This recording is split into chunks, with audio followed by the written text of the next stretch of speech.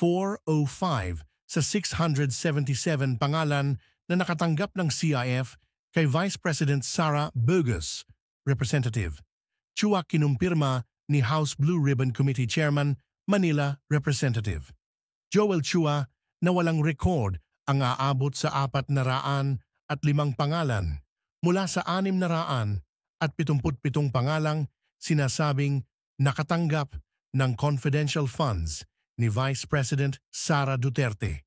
Ito ang inanunsyo ni Representative Joel Chua, Chairman ng House Committee on Good Government and Public Accountability sa kaniyang opening statement. Ayon kay Chua, ito ay batay sa sertipikasyon ng Philippine Statistics Authority o PSA. Sinabi ng kongresista, base sa tugon ng PSA sa sulat ng COMIT, walang birth certificate o masasabing non-existent ang 405 mga pangalan. Una nang sinabi ng PSA na walang record sa civil registry ang Mary Grace Piatos na nakita ang pangalan Acknowledgement Receipts ORs ng Office of the Vice President o OVP. Gayon din ang Kokoy Villamin na kapwa nakita ang pangalan sa AR ng OVP at Department of Education. Nilinaw naman ni Chua na ang issue lamang CIF ang kanilang tinatapos. Anya, may mga issue pa nakatakdang talakayin ng komite na magsisimula sa susunod na taon. Let me remind the public of what is at stake here. It would constitute graft and corruption if public funds are misused or misappropriated, or worse, if funds are diverted to personal use or benefit. And given the amount we are talking about here, this may be under the crime of plunder. We leave it to the investigative bodies of the government to investigate the crimes committed here. Meanwhile, our task now is to legislate measures that will leave no room for pilferage of public funds.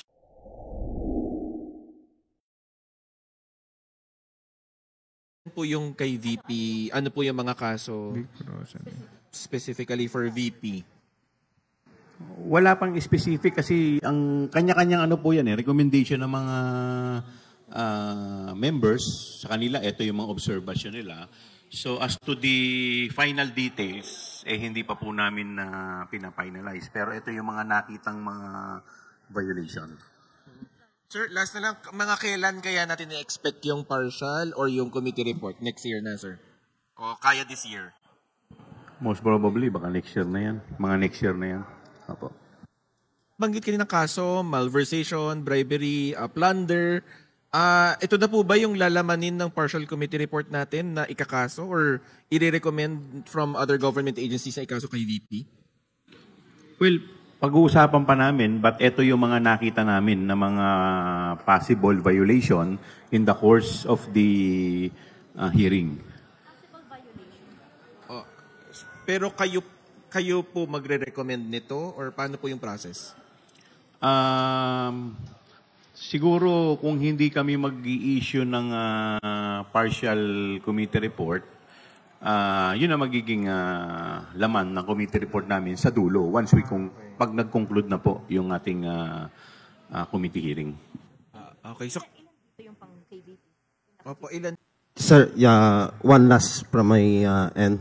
So, meaning to say, it can be used by the Justice Committee in the determination of forms and substance of the impeachment complaint against Vice President Sara Duterte, because in your hearing, lumabas din yung bribery, graft, and corruption, which includes in the impeachment case filed against the Vice President. Yung mga final pong impeachment complaint, if I'm not mistaken, marami rin naman po kinuha nila dito sa committee hearing namin.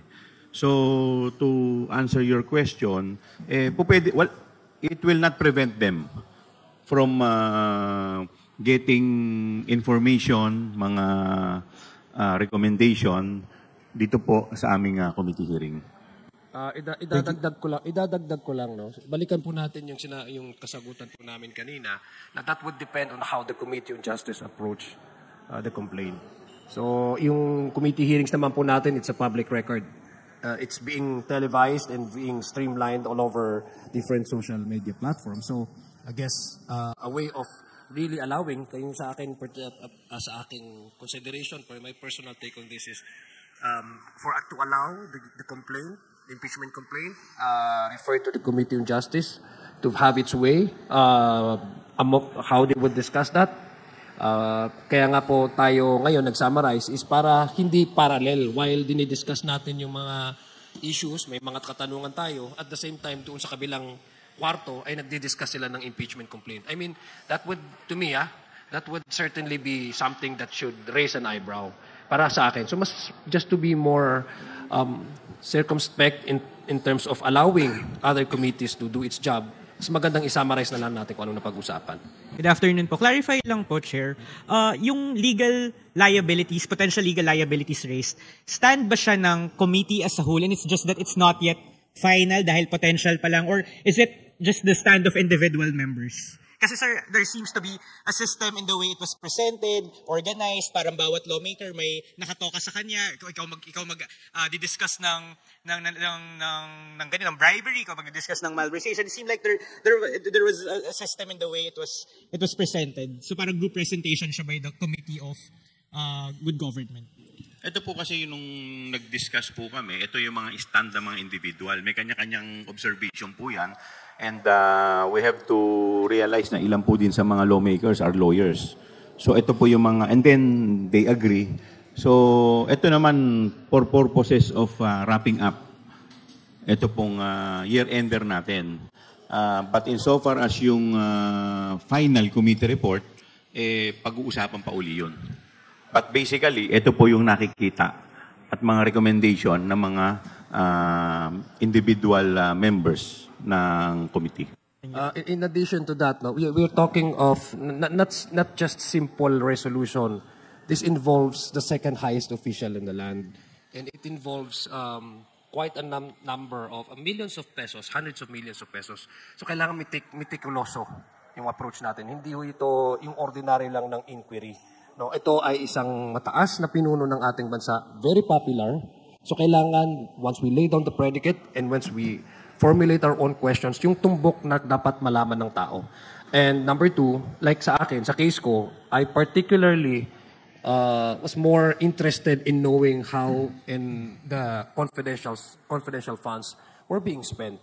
So sabi ko nga, confidential fund is not intrinsically evil. It is how you utilize that makes it, questionable. So, pupunta ako doon sa ARs. So, ayun talaga yung interest ko kung ano yung mga discrepancies in the ARs. As to the other congressmen, members ng committee, meron din silang sariling mga interest. So, but before kami pupunta doon at baka hindi ma-juggle up yung lahat ng information, nag-uusap-usap talaga kami kung what are the parameters ng bawat issue para maganda ang pagkaintindi ng ating taong bayan. Dahil hindi ito ordinaryong tao ang pinag-uusapan natin dito at hindi ito ordinaryo at mababa lang yung amount ng pinag-uusapan natin. And number three, to your question, hindi po ito officially na stand ng komite with due respect to our chairman.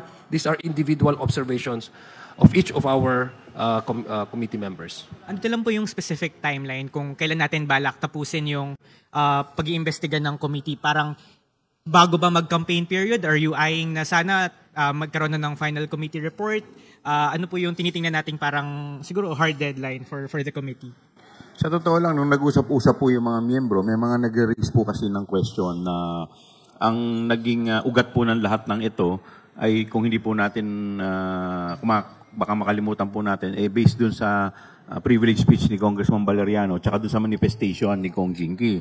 Dun sa manifestation po ni Kong Jinky, it involves yung DepEd Fund, kasama po dito yung sa computerization, yung hindi po na-i-deliver. So may mga miyembro po na nagre-raise ng question na bakit yun hindi tinakil? Why focus only sa confidential fund?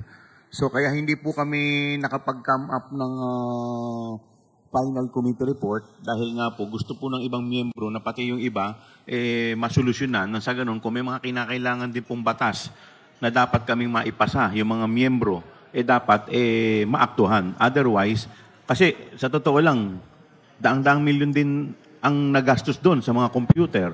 So baka mamaya, bakit nangyari yung ganong sitwasyon? So hindi po masyadong nagdwell sa ibang mga issues. Masyado pong na-focus dito lang sa isang item lamang. Kaya yung iba po, gusto nila na pati yun ay mapag-usapan din sa ganon, makita kung ano naging problema. Pero kung ano yung parang kung may deadline lang. Kasi pag nag-break kayo ng February, yung balik nyo na after the elections. Tapos, syempre mag-expire yung term nyo by end of June. Siguro sa susunod na mag-meeting kami, ipa-finalize namin kung ano po talaga ang nais ng mga miyembro. Kasi siyempre, you have to consider yung lahat ng mga opinion ng mga miyembro mo So, kailangan we have to come up. Otherwise, kung may mga miyembro na hindi rin naman ayaw pa na matapos, o kagaya kanina, si Congresswoman Franz Castro, tinatanong bakit yung dalawang hindi kino-question. So may mga ganitong issue So hindi naman po pwedeng desisyonan lang ng chairman lahat yan. So kailangan lahat yan siyempre